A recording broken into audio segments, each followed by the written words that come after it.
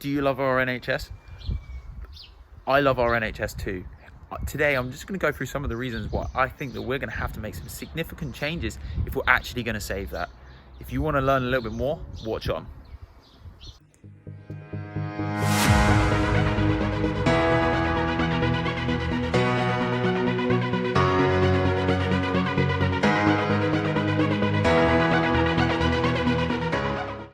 So good morning, Eastbourne.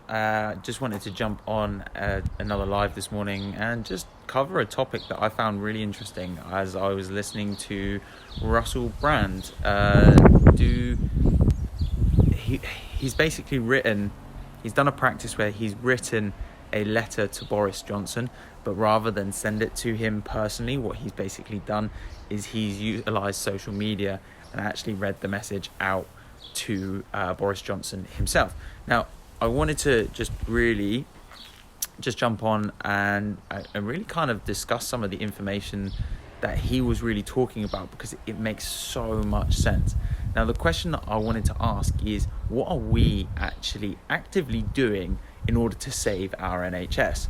Now, the reality of it is that what we will basically know is our key workers are super important at this moment in time.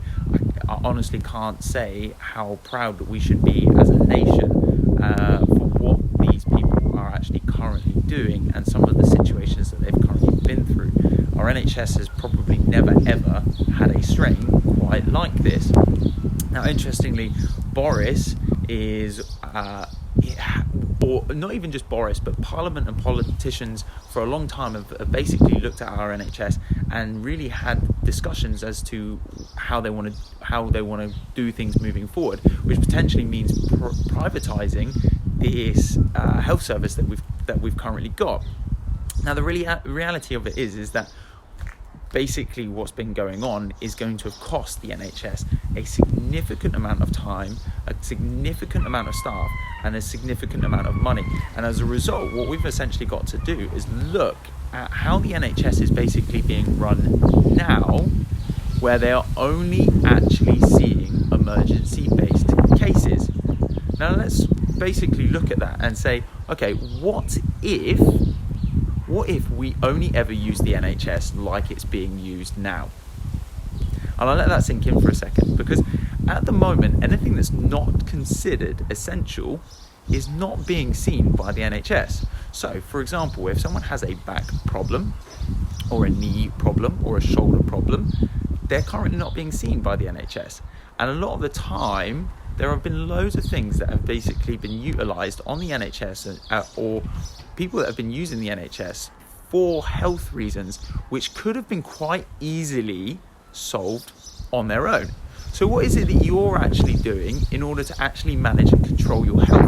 Because what we've got to really understand, in order to save our NHS, and if we really truly want to save our NHS, we as a population are going to have to do something about it.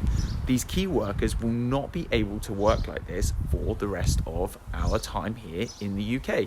So if we don't do something to actually help and control the way that we look after our bodies and our health, then our NHS system is essentially going to crash, which is basically what people are currently trying to predict.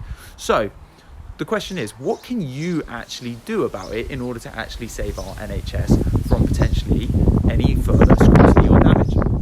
Well, the reality of it is that we can start to actually impact and control our own health. Now, the reality of it is that every single one of us has the control and the power to actually improve our own health. And by doing so, what we're actually going to do is we're actually going to take that pressure off the NHS and actually create an environment where we can actually control our health. Now, let me just give a couple of examples of how we could probably do that. Now, let's look at some of the most common things that people will seek medical attention for in this country and in most westernized cultures. Now, the most common things for people to attend doctors for are cardiovascular and metabolic diseases. So namely, heart attacks, high blood pressure, diabetes, and metabolic syndromes such as cancer, as well as many others. But the three most common killers in this country are all preventable. Let me just sink that back in one more time. The three most common diseases to which people utilise the NHS in this country are preventable-based diseases. Now, I've just mentioned them. Obviously, cardiovascular being pretty much the number one disease that the NHS has to deal with on a day-to-day basis. Now, the reality of it is who was in control of that health and what could have been done in order to prevent that. Now, realistically, we as chiropractors are going to have to step up to the mark and really teach the public and educate people as to how we can actually really look after ourselves.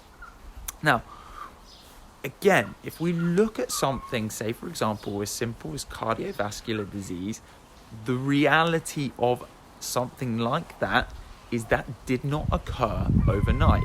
So if we take something like high blood pressure or sclerosis in the blood vessels, that was something that had been developing over time. Now, who was responsible for that change in someone's health? Well, the only person that's ever responsible for anybody's change in their health is themselves.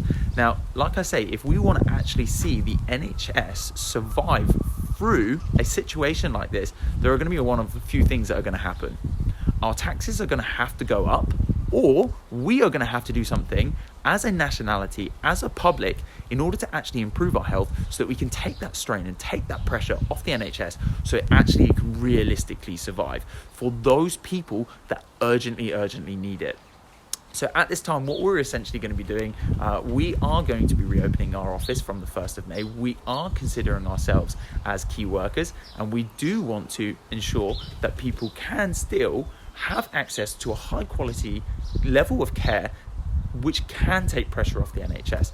There are going to be many people that are still suffering with problems, say for example knees, joints, back pains, neck pains, headaches, you name it. There are going to be hundreds of people that are still suffering with these, probably thousands of people suffering with these kinds of disorders every single day, and the NHS simply does not have the facilities to cope with that. So for that reason, what we recommend, if you want to, you can jump on and discover with us. You can start a chat with us via our Facebook Messenger. You can send us an email. We can start to answer some of these questions. You can access our information via our Facebook channel, via our YouTube channel. And the reason we want to give this stuff for free is that I feel that it is my sole duty as a healthcare practitioner right now to actually start aiding in the saving of our NHS. If we do not save some of the people that are going into our NHS, we are going to see a collapse. And so for that reason, I recommend for anyone out there that's potentially got some issues that they really need help with, that they've been scared to go and seek help with because they feel like they don't want to be a burden on the NHS, give us a shout. We're here to help you. We want to help people. We want to help improve the quality and quantity of people's lives, and we want to help people do that naturally so that the NHS doesn't have so much of a burden. Guys, do yourselves a service, save our NHS, stay at home. If you need help, contact us. We are here to help people despite the fact that we're all locked in. We want to save the NHS. So let us help you so that we can help the whole community. That's all for me for now. See you soon.